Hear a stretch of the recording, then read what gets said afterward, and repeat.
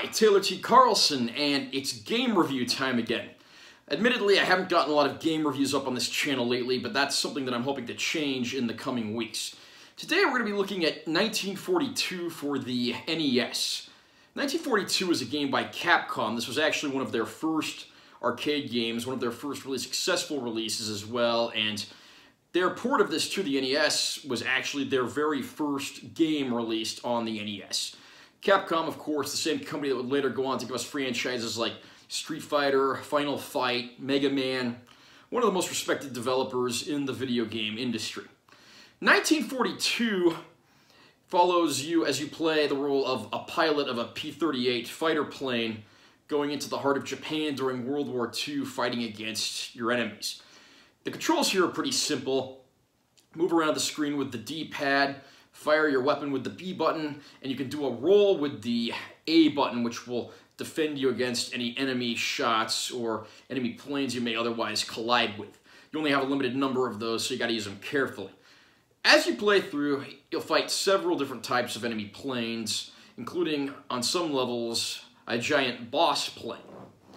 One of the sets of enemies you'll encounter as well are orange squadrons of fighters. If you destroy all of them, you can get a POW block power-up, and each one of these has a different effect depending on which level you're in and which color it is. For instance, the green POW block is probably the most common. It lets you fire 4 shots instead of 2. You can also find a POW block that'll destroy all the enemies on screen. You can find one that'll give you another roll. You can find one that'll give you an extra life. And you can even find one that'll actually give you 2 extra planes to give you added firepower.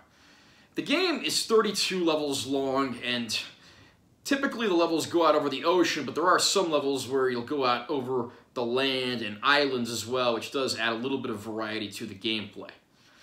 1942, admittedly, is not a great game, but it was an early triumph for Capcom, and it deserves a place in video game history for that very reason. The gameplay, admittedly, is a little repetitive. This NES port is 32 levels long, and unfortunately, there's no way to save your progress or enter passwords, so you have to complete the whole thing in one sitting, which is admittedly a little bit on the tedious side. As the gameplay can get a little repetitive and stale at times, I don't think anyone's going to want to sit at their TV, at their NES for that long. Fortunately, if you are one of those people that has the intestinal fortitude to pull it off, you will be happy to know there are unlimited continues, so you can basically keep trying the game as many times as you like. Now, this was actually the first game in a series. There were several 19 series games that would improve on this formula. The arcade sequel, 1943, was also ported to the NES, and that game is admittedly an improvement from this in almost every way. And the other big complaint I have with this game is, what's up with that music that's playing in the background? Is it actually supposed to be music? Is it supposed to be radar beeps? It's like they couldn't decide what they wanted to do here, and believe me, that tune gets very grating on your patience after a while.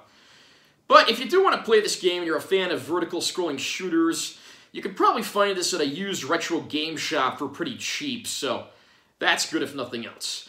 Have you had a chance to play 1942? Is this one of your favorite arcade classics? What do you think of the NES port? Comment down below and let me know what you think. Also remember to subscribe to this channel for more content. I'm certainly going to try to get more game reviews up over the next few weeks. And give this video a like if you found it helpful or interesting. I'm Taylor T. Carlson, and I'll see you in my next game review.